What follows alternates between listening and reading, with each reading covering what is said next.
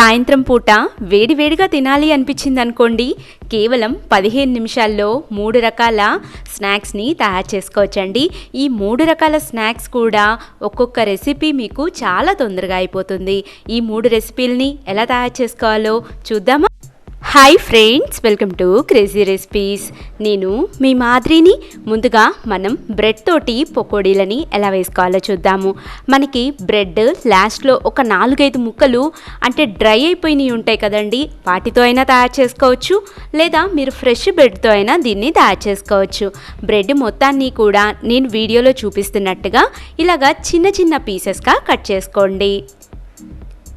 ఇలాగా బ్రెడ్ మొత్తాన్ని కూడా కట్ చేసుకొని ఒక పక్కకు పెట్టుకోవాలి. తర్వాత దీంట్లో సన్నగా పొడుగ్గా తరిగిన ఒక 2 ఉల్లిపాయల్ని కూడా వేయాలి. ఉల్లిపాయలు మీరు ఎన్నైతే ఎక్కువ వేసుకుంటే ఈ పకోడీ అంత టేస్టీగా ఉంటుందండి. అలాగే సన్నగా పొడుగ్గా తరిగిన క్యాప్సికమ్ని కూడా యాడ్ చేద్దాము. అలాగే ఈ పకోడీ కారం కారంగా ఉండటానికి ఇక్కడ నేను 5 నుంచి 6 పచ్చిమిరపకాయల దాకా ఇలాగా చీలికల్లాగా తరిగేశానండి. చీలికల్లాగా తరుక్కోవటం వలన కారం కారంగా చాలా బాగుంటాయి. అలాగే దీని మొత్తానికి సరిపడా ఒక 3 నుంచి 4 స్పూన్ల దాకా బియ్యపిండిని కూడా యాడ్ చేద్దాము. బియ్యపిండి వేయటం వలన ఈ పకోడీ సూపర్ క్రిస్పీగా వస్తాయండి. అలాగే 1 స్పూన్ ఉప్పును కూడా యాడ్ చేద్దాము. ఉప్పు కొంచెం తక్కువే వేసుకోవాలి, ఎందుకంటే ఆల్రెడీ బ్రెడ్లో కూడా సాల్ట్ ఉంటుంది కాబట్టి చూసి అడ్జస్ట్ చేసుకొని యాడ్ చేసుకోవాలి.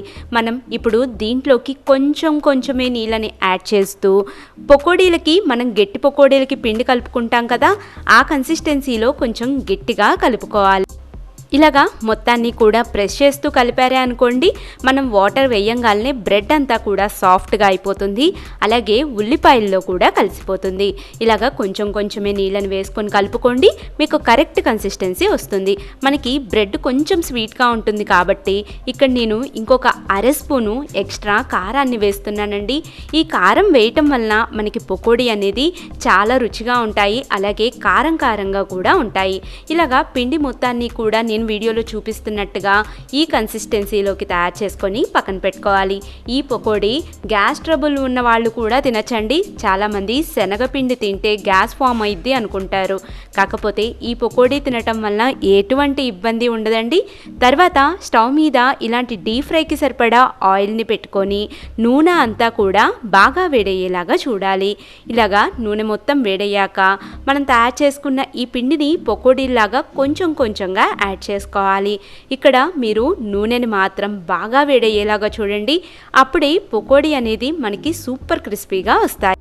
మీరు ఎటువంటి డీప్ ఫ్రై చేసినా కానీ డీప్ ఫ్రై ఆయిల్లోకి ఇలాగే ఏమన్నా వేసిన వెంటనే గెరెటతోటి కదపకూడదండి. అప్పుడు మీ గెరెటకే ఆ పిండి మొత్తం కూడా అంటుకుంటుంది.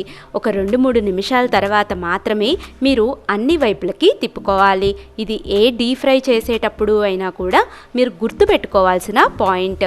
ఇలాగా 2-3 నిమిషాల తర్వాత అన్ని వైపులకి తిప్పుకుంటూ పకోడీ అంతా కూడా మంచి గోల్డెన్ కలర్ అయ్యేదాకా ఫ్రై చేసుకోవాలి.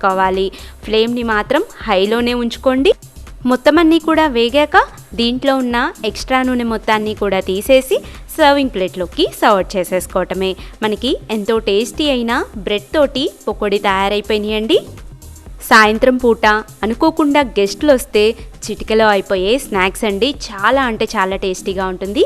తప్పనిసరిగా మీరు ఈ రెసిపీని ట్రై చేయండి. నెక్స్ట్ రెసిపీ వచ్చేసి ఒకటే పిండితోటి అరటికాయ బజ్జీలు, అలాగే బంగాళదుంప బజ్జీలని కూడా తయారు చేసుకోవచ్చు. మీరు ఒక పిండి కలుపుకుంటే చాలు 2 రకాల బజ్జీలు ఈజీగా తయారైపోతాయి. మీరు 2 నుంచి 3 బంగాళదుంపలు తీసుకుంటేనే మనకి చాలా బజ్జీలు అవుతాయండి. ఇలాగా మీడియం సైజ్ అయినా తీసుకోవచ్చు, లేదా పెద్ద సైజ్ అయినా తీసుకోవచ్చు. ముందుగా మనం బంగాళదుంప మీద ఉన్న పొట్టు మొత్తాన్ని కూడా తీసేసి ఒక పక్కకు పెట్టుకుందాం. బంగాళదుంప మొత్తాన్ని కూడా మనం ఈ మందంతో కట్ చేసుకోవాలి. ఇప్పుడు మనం వీటి మొత్తాన్ని కూడా ఉప్పు వేసిన నీళ్ళల్లో వేయటం వల్ల బంగాళదుంప రంగు అనేది మారకుండా ఉంటుందండి. అలాగే సేమ్ ప్రాసెస్లోకి మనం అరటికాయ బజ్జీల్ని కూడా తయారు చేసుకోవచ్చు. పచ్చి అరటికాయలని తీసుకోవాలి. ఇలాగా గట్టిగా ఉన్న అరటికాయలని తీసుకొని దాని మీద ఉన్న పొట్టు మొత్తాన్ని కూడా తీసేసి ఒక పక్కన పెట్టుకోండి. అరటికాయలు వెంటనే నల్లగా అవుతాయండి మీరు పొట్టు తీసిన వెంటనే. అందుకని నీళ్ళల్లోకి కొంచెం ఇలాగా ఉప్పుని వేసి ఉప్పంతా కూడా నీళ్ళల్లోకి బాగా కలిసేలాగా కలిపి పక్కన పెట్టుకోండి. ఇప్పుడు మనం అరటికాయల్ని కట్ చేసిన వెంటనే మనం దీంట్లోకి యాడ్ చేసుకోవాలి. ఇలాగా అరటికాయల్ని సొగానికి కట్ చేసుకొని ముందుగా ఉప్పు నీళ్ళల్లోకి వేసేసుకోండి. తర్వాత దీన్ని ఎలా కట్ చేయాలో నేను చూపిస్తున్నాను చూడండి. అరటికాయ బజ్జీకి ఎప్పుడైనా కానీ ఇలాగా సన్నగా పొడుగ్గా కట్ చేసుకోవాలి. మరీ సన్నగా కాదండి, అలాగాని మరీ మందంగా కూడా కాదు. నేను వీడియోలో చూపిస్తున్నట్టుగా ఇలాగా ఈ కన్సిస్టెన్సీలో కట్ చేసుకుంటే మీరు సరిపోతుంది. ఇలాగా ముక్కలన్నిటినీ కూడా ఒక్కసారి కట్ చేసుకొని ఉప్పు నీళ్ళల్లోకి వేసుకొని పక్కన పెట్టుకోండి. ఇప్పుడు ఈ 2 బజ్జీలకి కూడా ఒకటేసారి నేను పిండి కలపటం చూపిస్తున్నాను చూడండి. ఇక్కడ నేను 2 కప్పులు శనగపిండిని తీసుకున్నాను. అలాగే అరకప్పు బియ్యపిండిని కూడా యాడ్ చేసుకోండి. బియ్యపిండి వేయటం వల్ల ఈ 2 రకాల బజ్జీలు కూడా క్రిస్పీగా వస్తాయి. అలాగే దీని మొత్తానికి సరిపడా 3/4 స్పూను ఉప్పుని, అలాగే ఈ బజ్జీలలో కారం ఉండదు కాబట్టి ఇక్కడ మనం ఒక 1/2 స్పూను కారాన్ని కూడా యాడ్ చేసుకోవాలి. అలాగే చిటికెడు మాత్రమే వంట సోడాని యాడ్ చేయాలి. బజ్జీలకి వంట సోడా తప్పకుండా యాడ్ చేయాలండి, కాకపోతే తక్కువే యాడ్ చేసుకోవాలి. ఎక్కువ యాడ్ చేసినట్టయితే మీరు బజ్జీలు నూనె అనేది బాగా పీలుస్తాయి. ఇలాగా మొత్తం అంతా కూడా పిండి బాగా కలిసేలాగా కలుపుకోవాలి. ఇలాగ కలిసిన తర్వాత దీంట్లోకి మనం కొంచెంగా నీళ్ళని యాడ్ చేస్తూ బజ్జీల పిండిని గట్టిగా కలుపుకోవాలి. మరి జారుడుగా కలుపుకూడదండి. మనం మిరపకాయల బజ్జీలకి ఎలాగైతే కలుపుకుంటామో ఇది కూడా సేమ్ టు సేమ్ అదే కన్సిస్టెన్సీలోకి ఉండలనేవి లేకుండా బాగా కలుపుకోవాలి. పిండి ఇలాగ ఈ కన్సిస్టెన్సీలో ఉండాలండి. తర్వాత మనం ముందుగా తీసుకున్న అరటికాయ ముక్కని ఇలాగా పిండిలోకి ముంచి వేడివేడి నూనెలోకి ఒక్కొక్కటిగా డ్రాప్ చేయండి. డ్రాప్ చేసేటప్పుడు కొంచెం కేర్ఫుల్గా డ్రాప్ చేయండి. ఇలాగా చిన్నగా నిదానంగా వేయాలి. బిగినర్స్కి, బ్యాచిలర్స్కి ఈ టిప్ అనేది బాగా యూజ్ అవుతుంది. ఇలాగే మిగిలిన అన్ని అరటికాయ బజ్జీలని ఒక్కొక్కటిగా ఇలాగా నూనెలోకి వేసి 2 వైపులకి తిప్పుకుంటూ మంచి గోల్డెన్ కలర్ అయ్యేదాకా ఫ్రై చేద్దాము. చూసారా, మనకి బజ్జీలన్నీ కూడా బాగా పొంగాయి. అలాగే నూనె అనేది అస్సలకి పీలవలేదు. ఇప్పుడు దీంట్లో ఉన్న ఎక్స్ట్రా ఆయిల్ మొత్తాన్ని కూడా తీసేసి సర్వింగ్ ప్లేట్లోకి సర్వ్ చేసేసుకోవటమే. ఎంతో టేస్టీ అయిన అరటికాయ బజ్జీలు తయారైపోయినాయి. దీంట్లోకి పచ్చి ఉల్లిపాయల్ని నలుచుకుంటూ పైన కొంచెం చాట్ మసాలా పౌడర్ని చల్లి నిమ్మకాయ పిండుకొని తింటే చాలా టేస్టీగా ఉంటాయండి.